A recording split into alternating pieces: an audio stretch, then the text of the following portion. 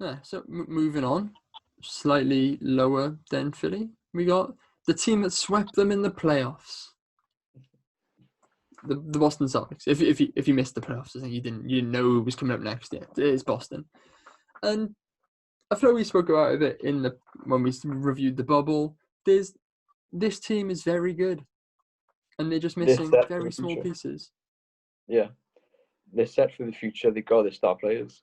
All they have to do is just add role players now. Add a center and just add someone off the bench who can be some sort of threat. That's all they have to do, really. Yeah, their bench is incredibly weak, and like Cantor and Dice are not great centers. So, but what are the options out there for them?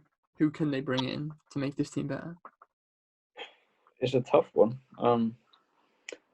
I wasn't prepared to answer that question. Is an um, awkward one because of like it's not a good free agency.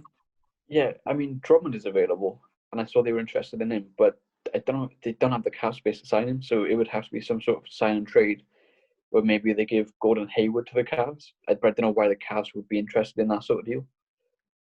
So yeah, Danny Ainge is a very good GM, so I'm sure he could figure something out. But yeah, it's very short of options.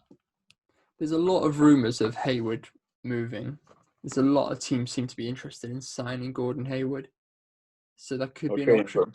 him. But that's also their bench points. I mean, he's a starter. Marcus Smart usually comes off the bench, but how good Marcus Smart was in the playoffs, you could easily see him. Like it's very interchangeable who comes off the bench in that Celtics team, Smart or Hayward. But it's yeah. Is it the right idea to trade Hayward? It depends what they get, really. But Yeah, it depends what they get. Like he's a good piece when healthy, but the only problem is he can't stay healthy, and that's a problem when you're paying him over $30 million a year. But then again, him and Brad Stevens has such a close relationship. They went to college. Brad Stevens coached him in college, so I don't think Brad would just give up on Gordon. But when they already have Jaylen Brown and Tatum, there's already two of their main scorers. Do they need another shoot first player? I don't think they need it. So if they can get rid of him, they probably should, but only if they can get equal value in return. yeah, they definitely have they have the upper hand on the trade. They don't Yeah, need to trade him, yeah. and teams There's want him. no, yeah. Um, looking at the list of free agents, it's not looking good. They could bring back Aaron Baines, maybe. Hassan Whiteside is available. That could be an option for them. Yeah, Whiteside would be pretty good. Yeah, but apart from that, it's like Tristan Thompson or Bismack Biyombo. Like, there's not many like game-changing players. Bring in Bismack, great man, great player. Yeah, what pick do they have this? Where does their pick lie? But they got a couple. I think they got 2 or 3 first rounders. They have a pick in the lottery.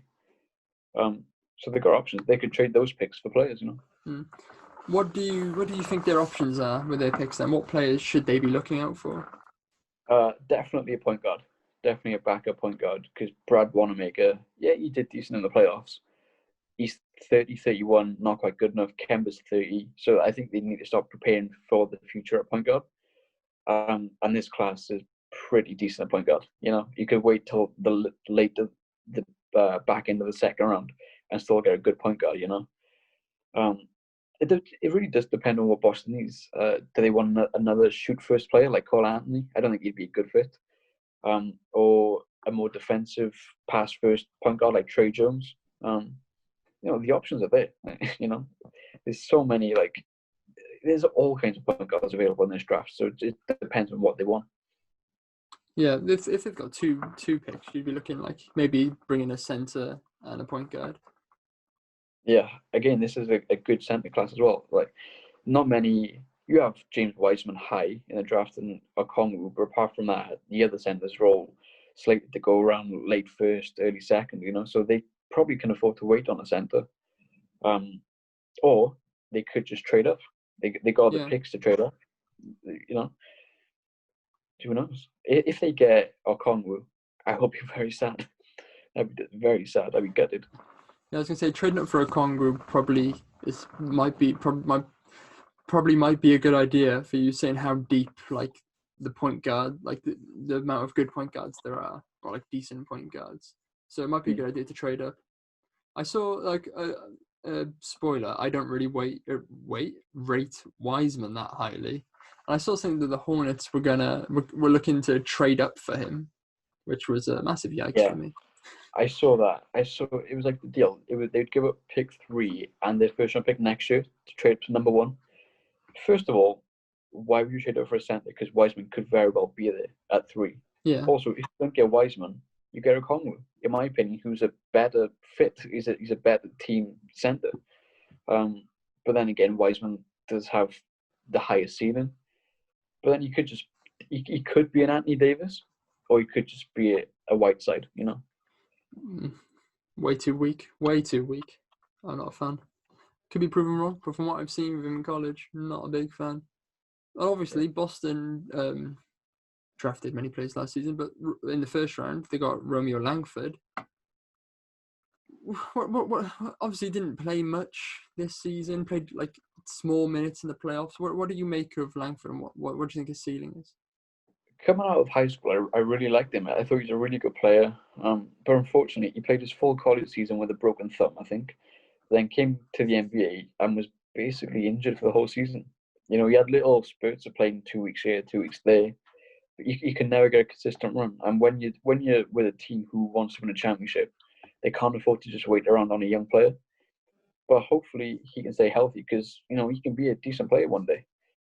But again, it was kind of strange seeing Boston pick a wing when they already have Marcus Smart, Hayward, Tatum, and Jaylen Brown. It seemed quite a weird pick when they needed a center, when they needed a point guard.